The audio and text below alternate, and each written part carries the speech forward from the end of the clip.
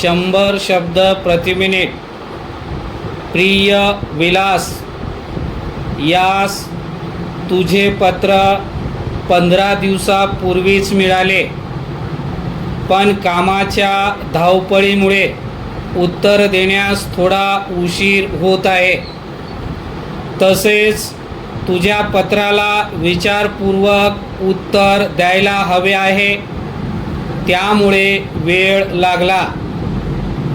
पदवी परीक्षेनंतर नोकरी न करता आपली शेती करीत असतानाच गावकऱ्यांच्याही प्रगती व्हावी यासाठी तू करीत असलेल्या परिश्रमाकडे मी गेली काही वर्ष बारकाईने आणि कौतुकाने पाहत आहे.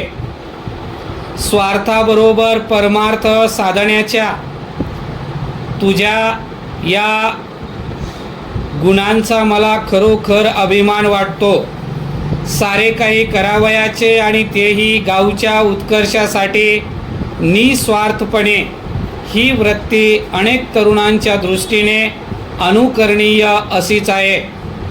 गावकऱ्यांच्या मदतीने गावातील रस्ते दुरुस्ती आणि सांडपाण्याची व्यवस्था नीट केल्याचे मागील पत्रात तू लिहिले होतेस.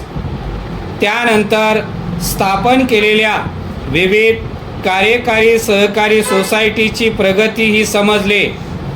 आता तू स्थापन करीत असलेली गोसंवर्धन आणि दूध संकलन सहकारी संस्था हा एक उत्तम उपक्रम आहे.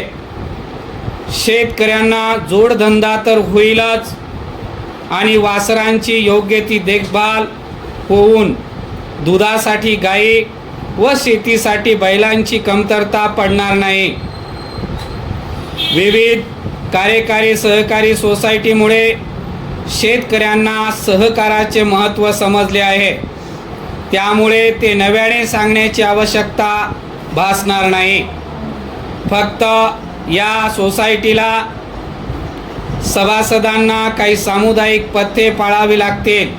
त्यातील पहिले म्हणजे दूध घालताना ते पाण्याची भेसळ करणार नाहीत, याची काळजी घेतली पाहिजे, नाहीतर सर्वांना पैसे कमी मिळतील. तसेच दूध शिळे घातले जाणार नाही हे सुद्धा पाहावयास हवे, नाहीतर सर्वच दूध नासून परिणामी सर्वांचे नुकसान होईल.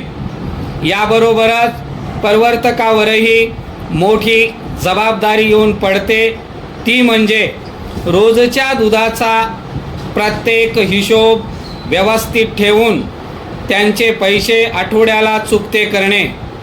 सभासदांना चांगल्या संकरित वाणांच्या गायी पुरवणे एवढेच नव्हे तर पशुखाद्य आणि टंचाईच्या काळात वैरणही सर्वांना व्यवस्थित मिळेल ही खबरदारी घ्यायला हवे.